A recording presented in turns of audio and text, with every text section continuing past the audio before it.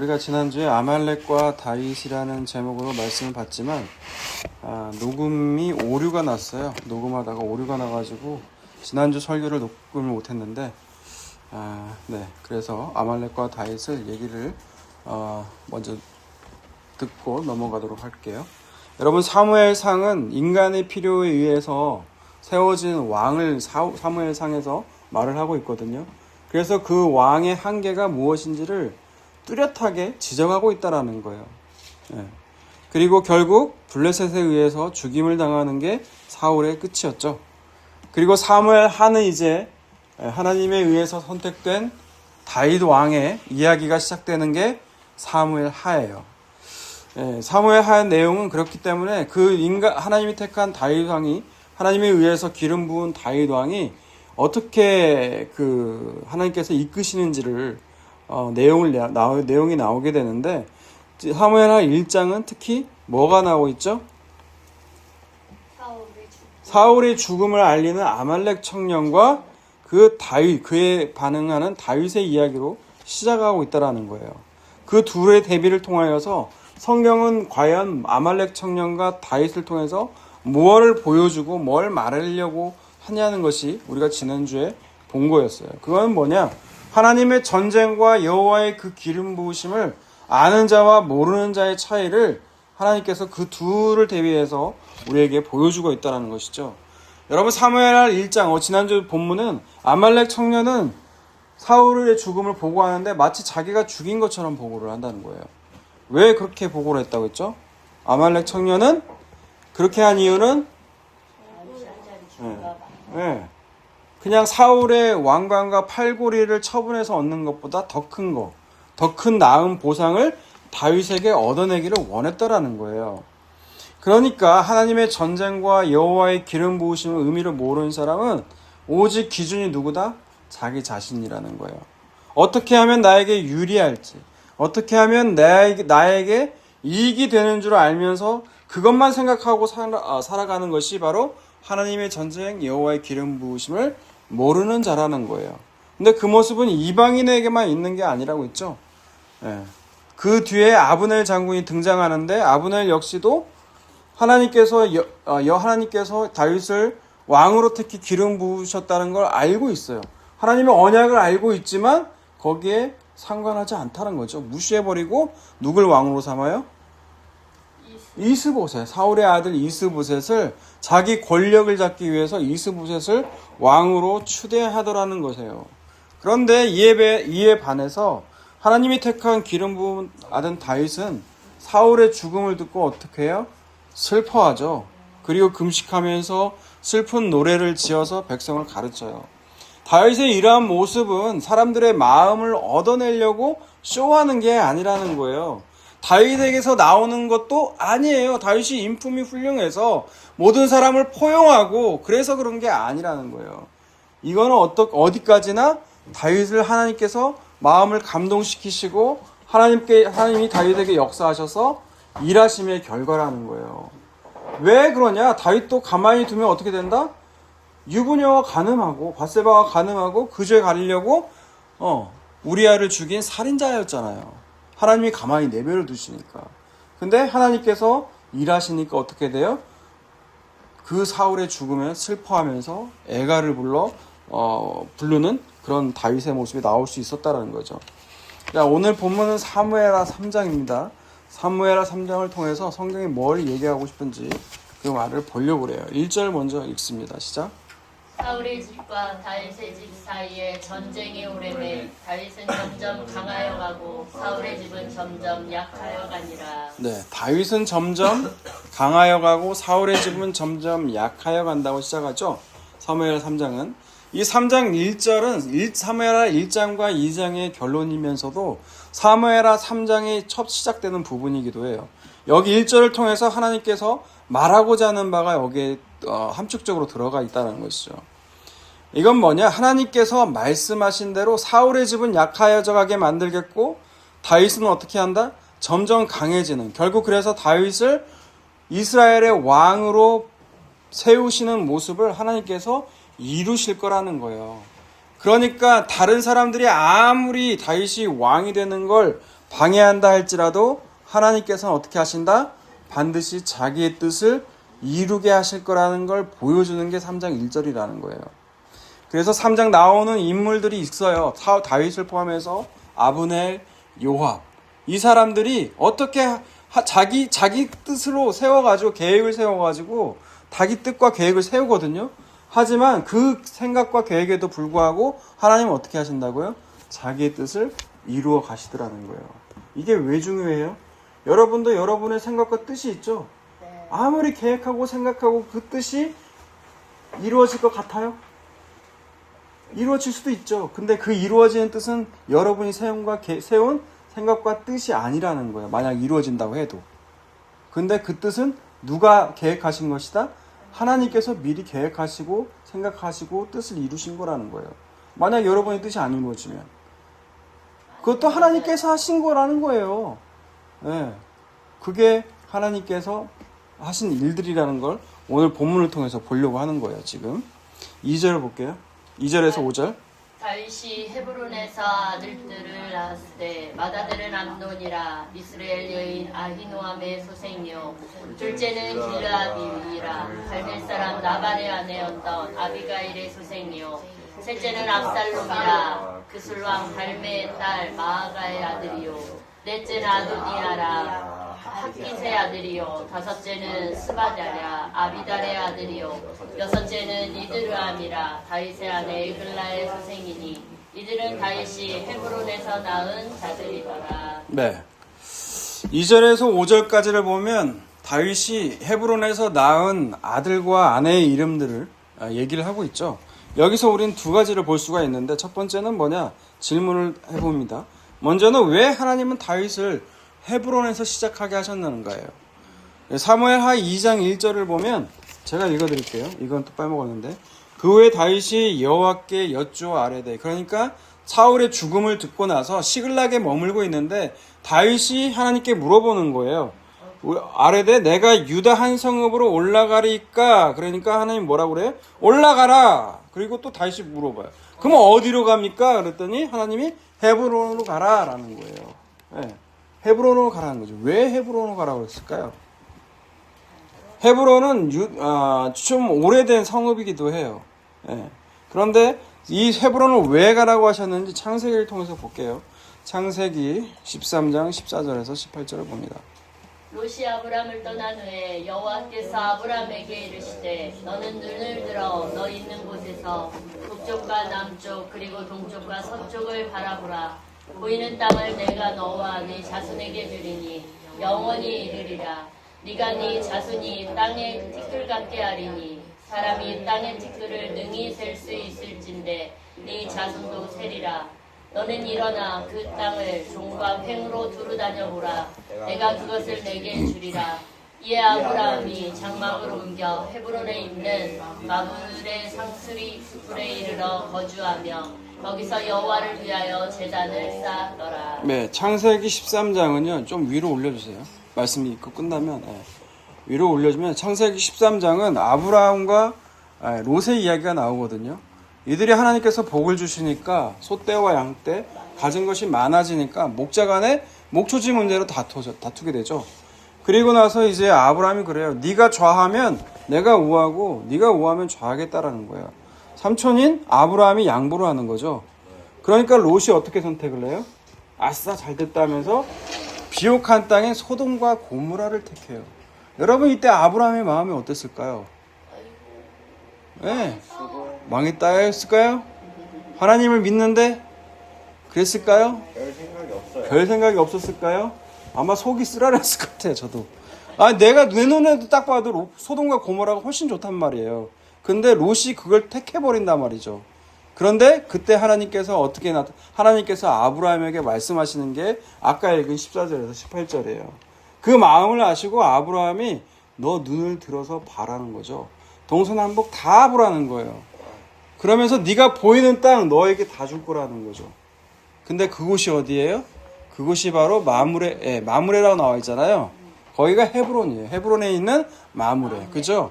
그 땅이 바로 헤브론이라는 거예요. 하나님께서 나타나셔서 땅과 자손에 대한 하나님의 약속을 하신다고요. 그런데 땅에 대한 약속이 지금까지 안 이루어졌어요. 근데 그래서 왜 다윗을 헤브론으로 보내냐? 하나님이 말씀하신 그 땅을 마침내 정복하는 왕이 누구예요? 다윗이거든요. 그래서 그 땅 헤브론으로 다윗을 보내시는 거예요. 그냥 우연히 헤브론이 아니라는 거죠. 그리고 다윗은 헤브론에서 이제 6명의 아내와 6명의 아들들을 낳았다고 이렇게 얘기를 하고 있어요. 물론 딸도 낳았거든요. 예. 압살롬도 여동생이 있었잖아요. 다말이 아니지. 왜 이름이 갑자기 생각이 안 나네. 아무튼 딸을 포함해서 아직 더 많았을 거라는 거예요. 그리고 5장에 넘어가면 예루살렘으로 가게 되면 더 많은 아내들과 더 많은 자녀들을 소개하고 있다라는 거예요. 여러분, 이렇게 이 면에 양면성이 있거든요, 사실. 하나님께서 복을 내리시면 이게 그때 당시의 복은 자녀에 대한 복이잖아요. 예. 자녀가 많을수록 복 받았다고 하거든요. 그러니까 하나님께서 부어주시니까 이렇게 복 받았다는 모습도 되지만 또 이면적인 모습도 있더라는 거예요. 신명기서 보세요. 신명기서 17장을 보여요. 신명기 17장 14절을 보시면 14절에 17절 쭉 있습니다. 시작. 네가 내 하나님 여호와께서 네게 주시는 땅에 이르러 그 땅을 차지하고 거주할 때에 만일 우리도 우리 주위의 모든 민족들 같이 우리 위에 왕을 세워야 하겠다는 생각이 나거든. 네, 14절을 보면 이때가 언제예요? 모세잖아요. 모세는 족장 시대거든요. 족장 시대인데 이때 이미 하나님께서는 이들이 왕을 세울 거라는 걸 아셨어요? 모르셨어요? 이미 알고 계셨다라는 거예요. 너희 가운데 왕을 세우겠다는 생각이 들거든 하나님 말씀하시는 거예요. 15절에서 17절 있습니다. 반드시 내 하나님 여호와께서 택하신 자를 네 위에 왕으로 세울 것이며 내 위에 왕을 세우려면 내 형제 중에서 한 사람을 할 것이요 내 형제 아닌 타국인을 내 위에 세우지 말 것이며 그는 병마를 많이 두지 말 것이요 병마를 많이 얻으려고 그 백성을 애굽으로 돌아가게 하지 말 것이니 이는 여호와께서 너희에게 이르시기를 너희가 이후에는 그 길로 다시 돌아가지 말 것이라 하셨음이며 그에게 아내를 많이 두어 그의 마음이 미혹되게 하지 말 것이며 자기를 위하여 은금을 많이 쌓지 말 것이니라. 네. 신명기를 통해서 율법을 통해서 이스라엘의 왕이 되려면 하지 말아야 될 걸 3가지를 얘기하고 있어요. 그렇죠? 그게 뭐예요? 병마를 많이 두지 말라는 거죠. 왜요? 하나님께서는 이스라엘의 왕이시고 이스라엘의 힘이세요. 근데 병마를 의지한다는 건 외적인 세력, 외부 세력을 의지한다는 거거든요. 병마 많이 두지 말고 또 뭐라고 그래요? 아내 많이 두지 말라고 그러죠. 그리고 은금도 많이 두지 말라고 그러죠. 근데 왜 아내를 많이 두지 말라고 나와요? 내 마음이 미혹. 네. 왕의 마음은 하나님을 향해 있어야 되는데 아내를 많이 두게 되면 어떻게 돼요? 아내들에게도 마음이 분산이 돼요. 미혹된다고요. 하나님께만 마음을 두어야 되는데. 그런데 실제로 다윗뿐만이 아니라 솔로몬도 마찬가지고 이스라엘과 유대에 온 왕들은 많은 아내들을 둬요. 정략적인 측면도 있으니까요. 예. 그래서 결국 하나님은 이들을 향해서 징계를 내리시기도 해요. 예. 그럼에도 불구하고 오늘 본문에서는 어떻게 한다? 그럼에도 불구하고 하나님은 자신의 뜻대로 다윗을 왕으로 세우시더라는 거예요. 그러니까 인간은요, 하나님 말씀에 늘 불순종해요. 우리 순종한 적이 별로 없습니다. 순종하지 않아요. 하나님 말씀에 불순종해요. 순종한다고 해도 내 계산과 유리하니까 이치에 맞으니까 순종하는 것처럼 보이지 실상은 불순종이더라는 거예요.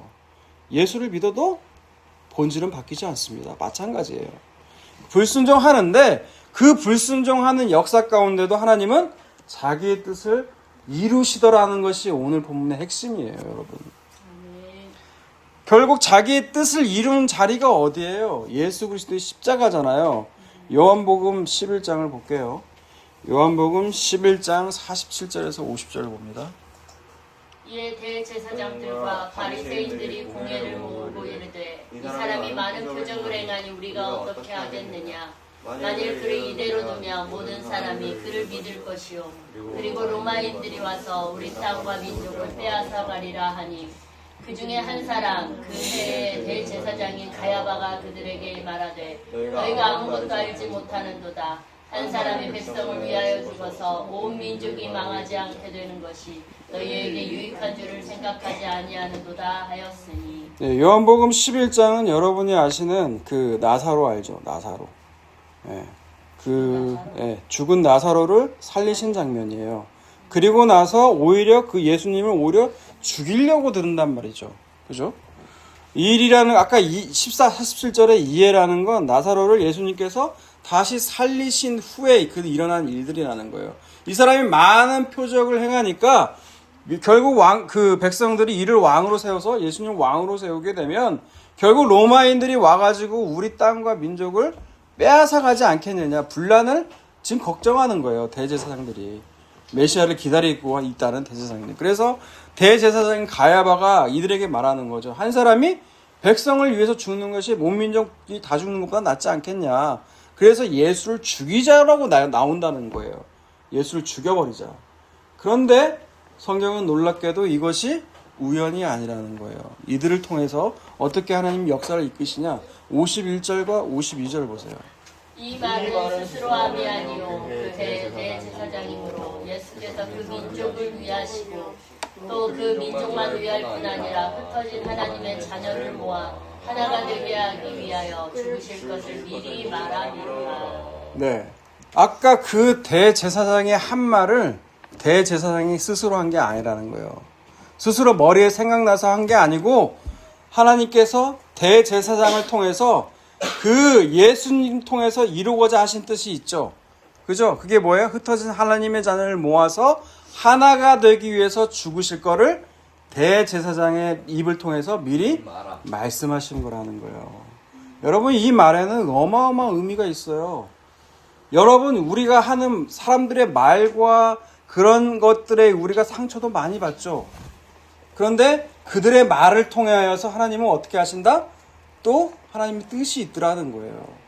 그러니까 여러분, 사람이 말할 때 여러분 이런 것을 알지 못하면 사람의 말에 우리가 쉽게 상처를 받아요. 그죠? 특히 저는 딸의 말에 상처 많이 받거든요. 그런데 그 얘가 하는 말이 그냥 하는 말이 아니에요.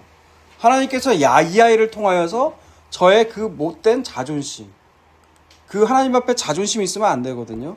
그 자존심을 무너뜨리기 위해서 하신 말씀이라는 거예요. 예를 들어서. 그러니까 여러분이 하는 그런 모든 말들, 생각들, 하나님께서는 그것마저도 어떻게 하신다? 자기의 뜻을 이루시기 위해 사용하시더라는 거예요.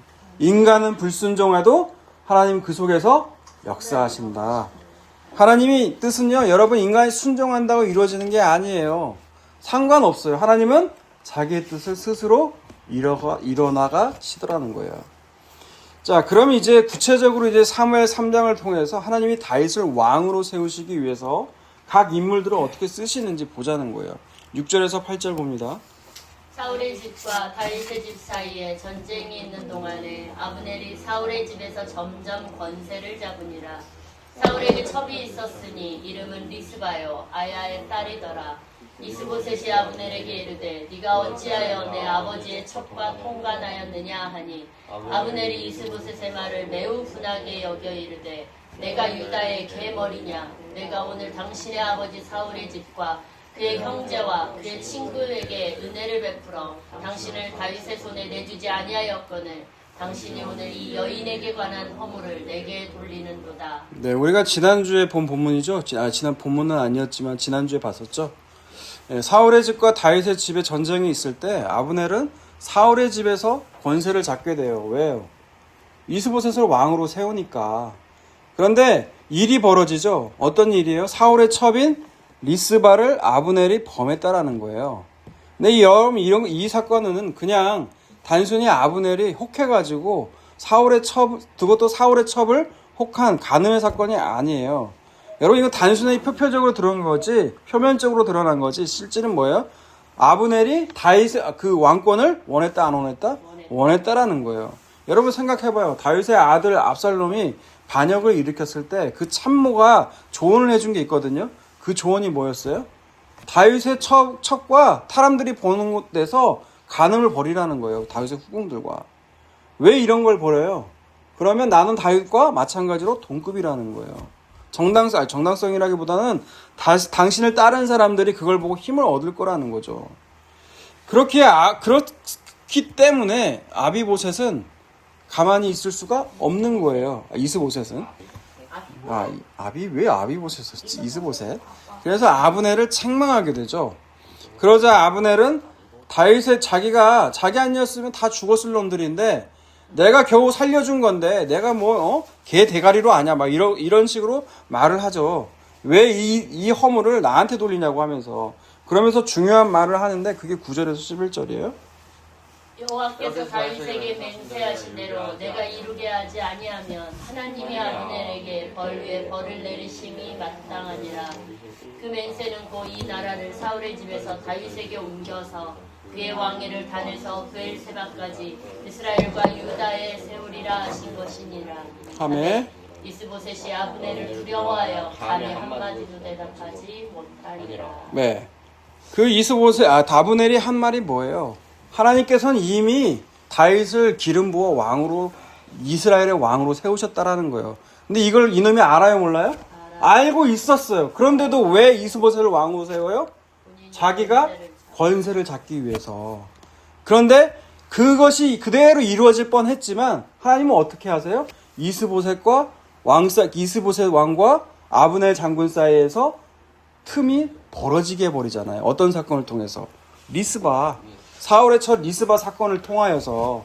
그러니까 아무리 왕이 되고 싶고 자기가 권세를 잡고 싶어도 어떻게 한다? 하나님께서는 그 둘 사이를 멀어지게 해서 다윗을 왕으로 세우시잖아요. 아브넬이 이스라엘의 온 군대를 누구에게 바쳐요?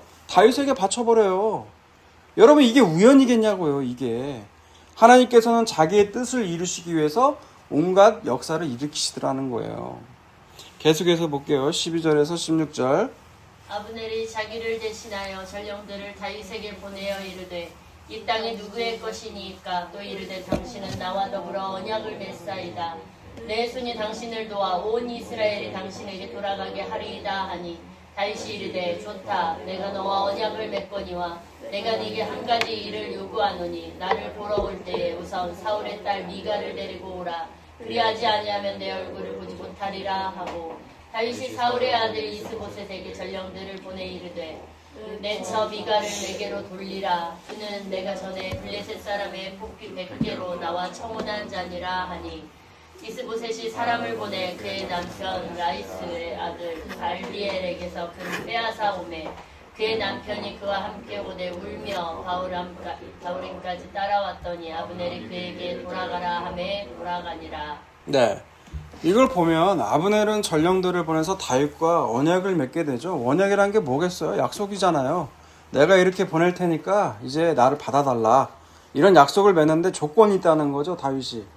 뭔 조건이에요? 미갈을 데리고 오라는 거예요. 왜? 미갈은 내가 얻은 아내인데 그 얻은 아내는 블레셋 사람의 포피 100개를 취해서 얻은 아내라는 거예요. 그런데 미갈에게는 문제는 뭐예요? 다윗이 떠난 뒤로 사울이 또 미갈을 시집 보내버려요. 재혼시켜버려요. 이게 그 남편의 이름을 발델이라고 나와 있는데 역사가인 요세푸스의 역사가를 보면 이미 이 미갈하고 발델 사이에는 자녀가 있었대요. 그래서 발델이 울면서 따라오는 거예요. 그럼 끝까지 따라오든가 뭐라고 하니까 너 이제 죽여버린다고 하니까 그냥 돌아가잖아요. 근데 대체 왜 다윗은 이미 재혼도 했고 그 사이에 자녀도 있는데 그 미갈을 굳이 데려와야만 됐을까요? 응? 왜 굳이? 아브넬 나쁜 네? 아브넬 나쁜 놈 만들려고요? 네? 네. 표면적으로는 자기가 대가를 취한 피로 산 뭐라고 해야 돼요? 남편이니까 이렇게 말은 나와 있지만 사실 자기의 왕위의 전통성 때문에 그래요. 사울의 딸이잖아요. 이 미갈을 다시 데리고 와야 백성들이 어떻게 해요? 조용하죠. 정통성을 확보하기 때문에 자기 나름대로 머리를 돌린 거예요. 다윗도. 근데 이럴 필요가 있어요? 없어요?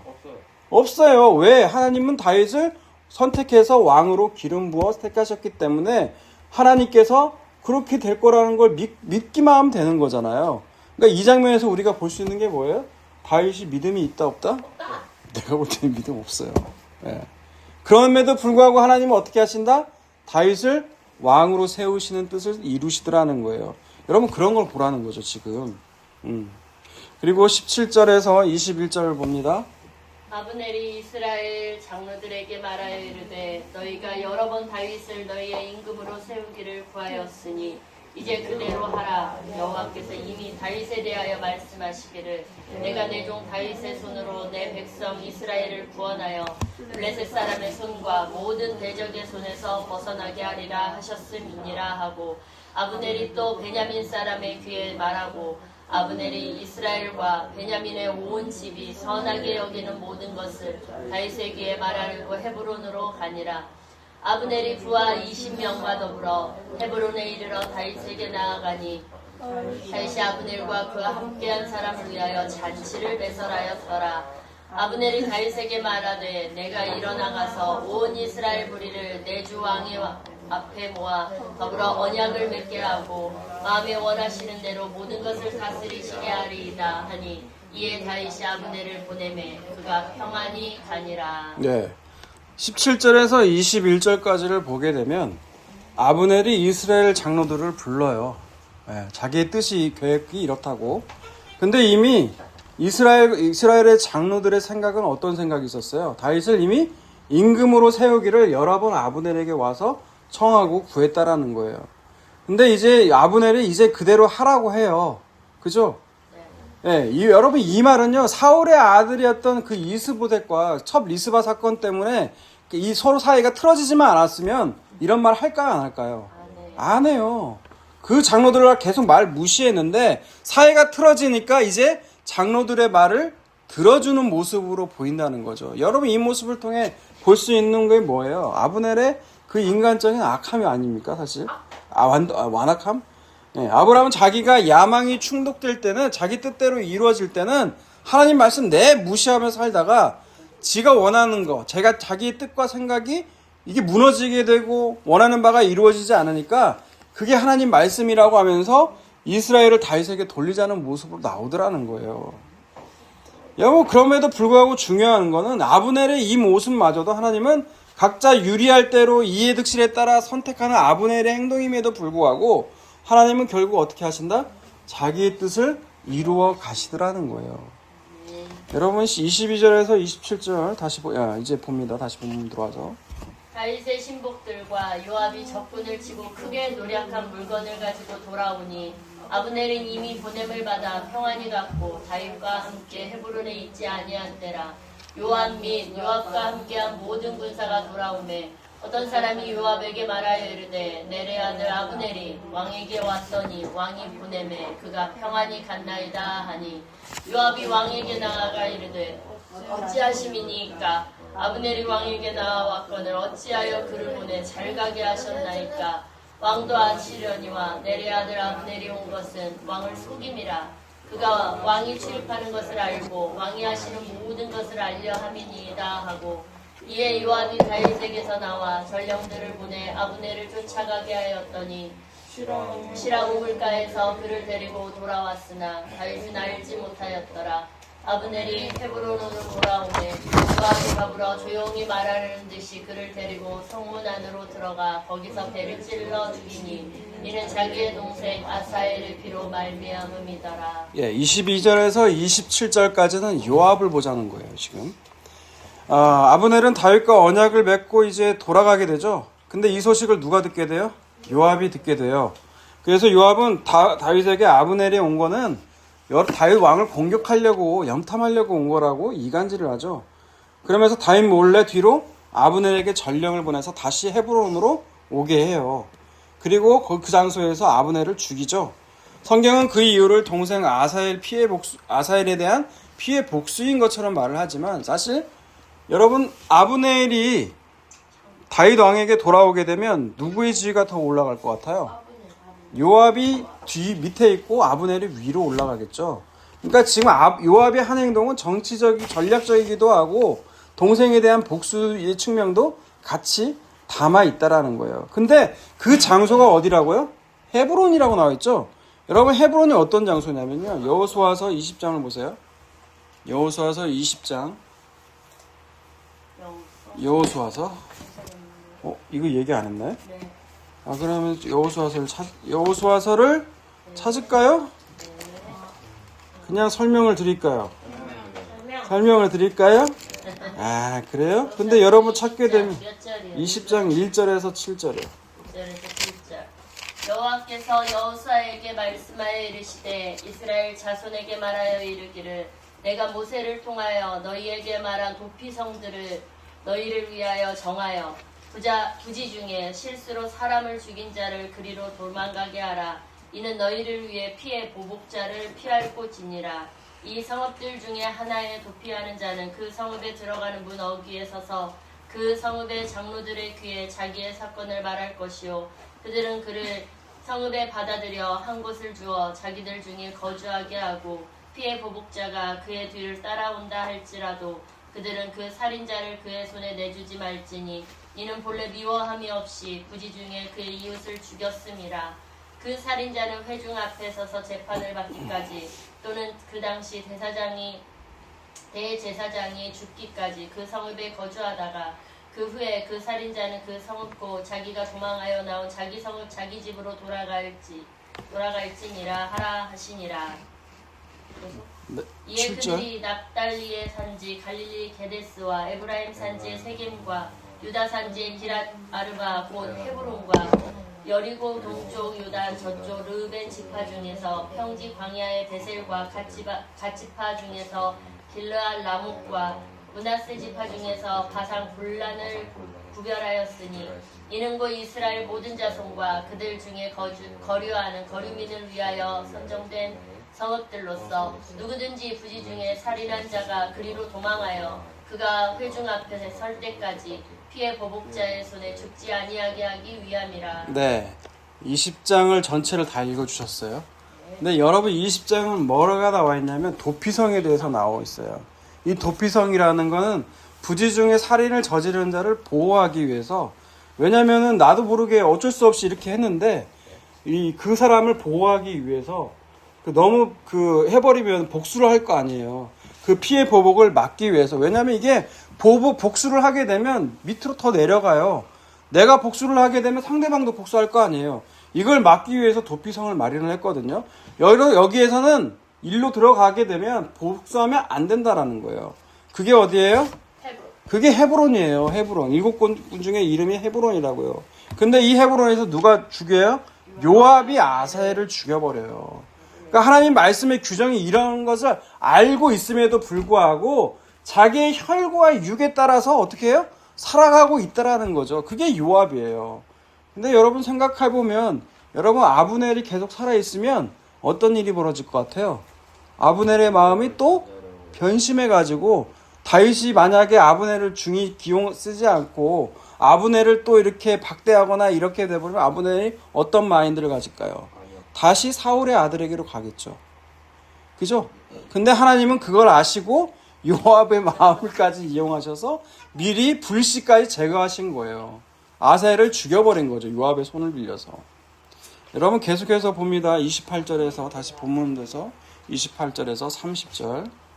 그 후에 다윗이 듣고 이르되 내레 아들 아브넬의 피에 대하여 나와 내 나라는 여호와 앞에 영원히 무죄하니 그 죄가 요압의 머리와 그의 아버지의 온 집으로 돌아갈지어다. 네. 그 요압의 집에서 백탁병자나 나병환자나 지팡이를 의지하는 자나 칼에 죽는 자나 양식이 떨어진 자가 끊어지지 아니할지로다 하니라. 요압과 그의 동생 아비새가 아브넬을 죽인 것은 그가 기브온 전쟁에서 자기 동생 아사엘을 죽인 까닭이었더라. 네, 아사엘이 죽었다는 소식을 다윗이 들으니까 자기는 이 일과는 전혀 상관이 없다고, 아브넬과 전혀 상관이 없다고, 자기가 무죄하다고 하면서 이거를 요압과 그 온 집안에다 돌리면서 저주를 해요. 그 중에 나온 내용이 백탁병자가 나와서 저도 모르겠더라고요. 이걸 찾아보니까 백탁병자는 남자 성기에서 피나 고름이 나오는 걸 이 백탁병자라고 한대요. 이게 다윗이 얼마나 얘 뒤에서 요압에게 대놓고 그렇게 대한 요압을 처벌하면 되잖아요. 그죠? 왕이니까. 근데 요압의 힘이 그만큼 강력했다라는 거예요. 어떻게 말을 못해요. 요압이 다윗과 사촌이거든요. 누나 아들들이에요. 조카들이에요. 근데 얘네들이 병권을 잡고 있으니까 말을 못하고 뒤에서 찌질하게 뭐라고 하냐면 저주하는 거예요. 그 집 새끼들은 다 이 성경에서 피나 고름 생겨버려라. 나병 생겨서 이 문둥병자 돼버려라. 지팡이 의지한다는 건 뭐예요? 다리 병신 된다는 거죠. 그리고 칼에 다 뒤져버려라. 양식이 떨어져서 굶어 거지가 되어 죽어버려라. 막 이런 식으로 지금 찌질하게 다윗이 어떻게 해요? 저주하고 있다라는 거예요. 여러분, 근데 다윗이 왜 이처럼까지 말을 할까요? 예? 여러분, 백성들의 생각은 뭐예요? 요압이 밑에 있고 부하니까 그런 실리관계 생각 못하고, 이것도 아사엘을 죽인 것도 요압이 시켜서, 다윗이 시켜서다 라고 생각할 거 아니에요. 그러니까 나는 이런 일에 무관하다라고 얘기를 하고 있는 거예요. 자, 그 다음에 31절에서 39절 끝까지 읽어봅니다. 다윗이 요압과 및 자기와 함께 있는 모든 백성에게 이르되 너희는 옷을 찢고 붉은 배를 띠고 아브넬 앞에서 애도하라 하니라. 다윗 왕이 사면을 따라가 아브넬을 헤브론에 장사하고 아브넬의 무덤에서 왕이 소리를 높여 울고 백성도 다 우니라. 왕이 아브넬을 위하여 애가를 지어 이르되 아브넬의 죽음이 어찌하여 미련한 자의 죽음 같은고 내 손이 결박되지 아니하였고 내 발이 착고에 채이지 아니하였거늘 불의한 자식의 앞에 엎드러진 같이 내가 엎드려졌도다 하매 온 백성이 다시 그를 슬퍼하여 우니라. 석양의 무 백성이 다윗에게 음식을 권하니 다윗이 맹세하여 이르되 만일 내가 해지기 전에 떡이나 다른 모든 것을 맛보면 하나님이 내게 벌 위에 벌을 내리심이 마땅하니라 하매 온 백성이 보고 기뻐하며 왕이 무슨 일을 하든지 우리가 다 기뻐하므로 이 날에야 온 백성과 온 이스라엘이 내레 아들 아브넬을 죽인 것이 왕이 한 것이 아닌 줄을 아니라. 끝까지요. 왕이 그의 신복에게 이르되 오늘 이스라엘의 지도자여 큰 인물이 죽은 것을 알지 못하느냐. 내가 기름 부음을 받은 왕이 되었으나 오늘 약하여서 수르야의 아들인 이 사람들을 제어하기가 너무 어려우니 여호와는 악행한 자에게 그 악한 대로 갚으실지로다 하니라. 네, 방금 읽은 39절에도 나와 있죠. 내가 왕이 되었지만 이 요압을 비롯해서 수르야의 아들들인 이 사람들을 내가 감당하기가 너무 어렵다라는 거죠. 그죠? 여러분, 다윗은 31절에서 39절을 보면 울면서 애가를 지어요. 슬픈 노래를 또 지어 부른다는 거예요. 이쯤 되면 다윗의 취미는 뭐예요? 그냥 슬픈 노래 부르는 게 취미인 거예요. 발라드 좋아하는 거예요. 발라드. 사실 다윗 입장에서 보면은 여러분, 아브넬이 살아있다면은 여러분 큰 잡음 없이 온 이스라엘의 왕으로 등극하는데 쉬웠을 거예요. 근데 요압이 그 계획을 다 뒤집어 엎어버리죠. 자기의 허락도 없이 아사엘을 죽여버린단 말이에요. 아브넬을 죽여버렸어요. 네. 아브넬을 죽였죠. 아브넬을 죽인 바람에 백성들은 아브넬을 죽인 일의 배후에는 다윗이 있다고 생각했다라는 거예요. 그런데 자기의 음식에게 권하는 백성들에게 내가 안 먹겠다고 하면서 먹으면 나는 저주받아 마땅하다는 말을 듣고 백성들이 기뻐했다고 나왔죠. 여러분, 이 말은 이 일을 통해서 다윗은 그 배후가 아닌 것을 알고 다윗이 무슨 일을 하든 다 기뻐했다라고 나와 있다라는 거예요. 이 슬픈 애가를 짓고 금식하는 걸 통하여서 마치 백성들의 마음이 돌아선 것처럼 말을 하고 있어요. 정말 그런 걸까요? 다윗이 슬픈 노래를 지어서 부르고 아브넬이 죽은 것으로 인해서 슬픈 노래로 지어 부르고 음식을 먹지 않는 그런 종교적 행위를 통해서 백성들의 마음이 돌아선 걸까요? 하나님이 하셨습니다. 아니라는 거죠. 오늘 본문에 나오는 다윗을 포함해서 아브넬, 요압 누구 하나도 하나님의 뜻을 쫓아 산 인물이 하나도 없었어요. 자기 머리대로 자기의 생각과 계획대로 살아갔을 뿐이에요. 그럼에도 불구하고 어떻게 하신다? 하나님은 자기의 뜻을 이루시더라는 게 사무엘하 3장의 내용이에요. 여러분, 백성들의 마음이 다윗에게 돌아가는 건요, 아브넬의 죽음 앞에서 슬퍼하면서 금식한 다윗 때문에 돌아간 게 아니에요. 아브넬이 말한 대로 하나님은 다윗을 통해서 이스라엘의 왕으로 세우시기로 작정하셨기 때문에 다윗에게 하나님께서 말씀하신 대로 이루어진 일의 결과라는 거예요. 아멘. 여러분, 사무엘상 23장을 보세요. 23장이요. 16, 17절 봅니다. 사울의 아들 요나단이 일어나 숲풀에 들어가서 다윗에게 이르러 그에게 하나님을 힘있게 의지하게 하였는데 곧 요나단이 그에게 이르기를 두려워하지 말라. 내 아버지 사울의 손이 내게 미치지 못할 것이요 너는 이스라엘 왕이 되고 나는 네 다음이 될 것을 내 아버지 사울도 안다 하니라. 예, 사무엘상 볼 때 봤었죠. 23장은 뭐예요? 요나단도 다윗이 왕이 될 걸 알고 있었다라는 거예요. 사무엘상 24장도 보게 되면 이건 안 볼게요. 24장도 보면 사울도 다윗이 왕이 될 걸 알고 있다라는 얘기를 해요. 그죠? 그럼에도 불구하고 사울은 어떻게 해요? 다윗이 왕이 되는 걸 방해하죠. 다윗을 죽이려고 달려들잖아요. 그죠? 그리고 오늘 아브넬도 역시 처음에는 어떻게 했어요? 다윗이 왕이 되는 걸 방해하죠. 자기 권력 잡으려고 이스보셋을 왕으로 세우잖아요. 그러다가 뒤돌아선 게 뭐예요? 그 첫 리스바 사건 때문에 뒤돌아선 것 뿐이잖아요. 그러니까 각자 자기 위치에서 인간들은 뭐예요? 자기 유리할 대로, 자기에게 이익이 되는 방향대로 선택하며 살더라는 거예요. 그런데 결국에는 자기의 뜻이 좌절되는 사건이 오게 되더라는 거죠. 사울은 그렇게 다윗을 방해했지만, 죽이려고 했지만 결국 블레셋에 의해서 죽임을 당하고, 아브넬은 사울의 첩사건 때문에 이스봇과 각을 세우게 되고, 그리고 결국 요압에 의해서 죽게 되죠. 근데 이에 반해서 이상한 놈이 나오더라는 거예요. 누구? 요나단. 요나단은 그냥 가만히 있으면 어떻게 돼요?